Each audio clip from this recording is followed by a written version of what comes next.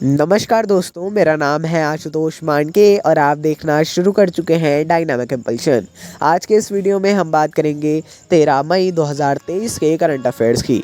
और अब जब आपने वीडियो देखने की शुरुआत कर ही दी है, वीडियो के थंबनेल पर क्लिक कर ही दिया है, तो अंत तक ही जुड़े रहिए हमारे साथ, क्योंकि ज्ञान को कभी भी अधूरा नहीं छोड़ना चाहिए।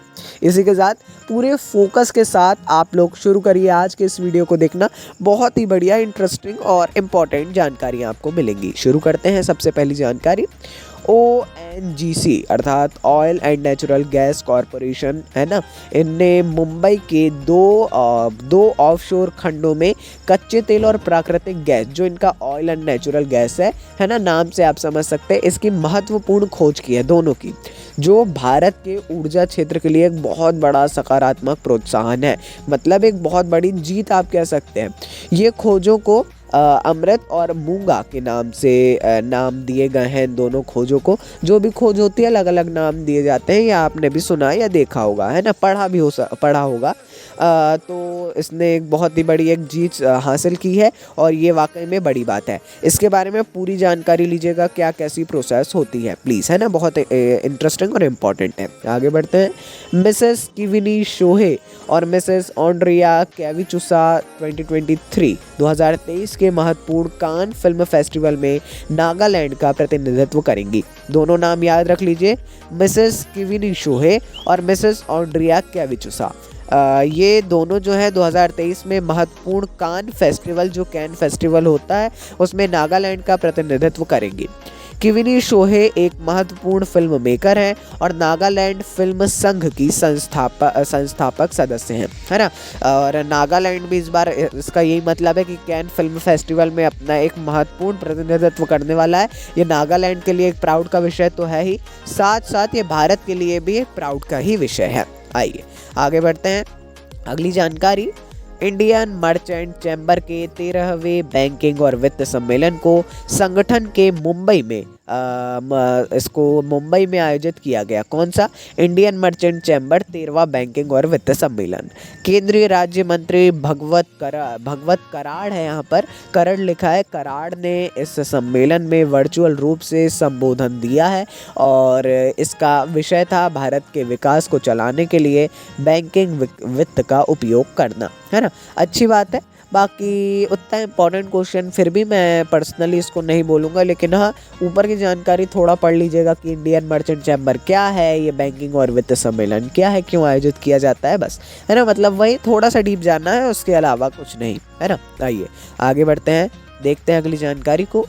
असम सरकार ने बहु विवाह को रोकने के लिए कानून बनाने के लिए राज्य विधानसभा की कानूनिक समर्थता की जांच करने के लिए एक 4 सदस्यीय विशेष समिति का गठन किया है। और इस समिति के अध्यक्ष न्यायमूर्ति सेवानिवृत्त, मतलब पहले ये सेवानिवृत्त रिटायर्ड हैं, रूमी फुकन है। देखिए, असम में बहु विवाह को रोकने के लिए एक वहाँ की राज्य सरकार कानून बनाने वाली है, लेकिन राज्य विधानसभा की कानूनिक समर्थता, मतलब वहाँ के क्या कानून है उस हिसाब से, संविधान और नए कानूनों के हिसाब से ये जो है जांच करने के लिए कैसा क्या किया जा सकता है। यहाँ पर 4 सदस्यीय विशेष समिति का गठन किया गया है। आइए आगे बढ़ते हैं। अगली जानकारी है स्पेस एक्स, जो कि एक निजी एरोस्पेस कंपनी है। इसने 2025 तक दुनिया का पहला वाणिज्यिक अंतरिक्ष स्टेशन लॉन्च करने की अपनी महत्वाकांक्षी योजना की आधिकारिक घोषणा की है। ये अंतरिक्ष अन्वेषण के व्यवसायीकरण में एक महत्वपूर्ण मील का पत्थर साबित हो सकता है, अगर ये सफल रहा, जितना हमको लग रहा है। देखिए, स्पेस एक्स ने हाल ही में घोषणा किया कि वो 2025 तक दुनिया का पहला वाणिज्यिक, मतलब एक व्यावसायिक तौर पर अंतरिक्ष स्टेशन लॉन्च करेगा, जिसका इस्तेमाल एक व्यावसायिक कार्यों के लिए भी किया जा सकता है। और वाकई में एक ये बहुत ही ज़्यादा बड़ी बात होगी और ऐसा पहली चीज़ होगी पूरे विश्व में, है ना। आइए आगे बढ़ते हैं। अगली जानकारी, भारतीय बैंक कर्मचारी संघ AIBEA, ये बैंक के जो कर्मचारी उनका संघ है, एसोसिएशन है। ये बैंक ग्राहकों की शिकायतों के निवारण में सहायता के लिए एक ऑनलाइन बैंक क्लिनिक स्थापित करने की योजना बना रहा है। ये ध्यान रखिए, है ये भारतीय बैंक के कर्मचारियों का संघ है, भारतीय बैंक कर्मचारी संघ, लेकिन ये बैंक ग्राहकों की शिकायत निवारण में सहायता के लिए एक ऑनलाइन बैंक क्लिनिक स्थापित करने की योजना बना रहा है। बैंक क्लिनिक लॉन्च करके एसोसिएशन को ग्राहकों की सद्भावना अर्जित करने और बैंकों को प्रतिक्रिया देने की उम्मीद है। मतलब ये एसोसिएशन एक नया एक टाइप से ऑनलाइन बैंक स्थापित कर रहा है। इम्पोर्टेंट है ये, इसको पढ़िएगा। आइए आगे बढ़ते हैं। विद्युत मंत्रालय और पर्यावरण मंत्रालय डिकार्बोनाइजेशन के लिए कार्बन क्रेडिट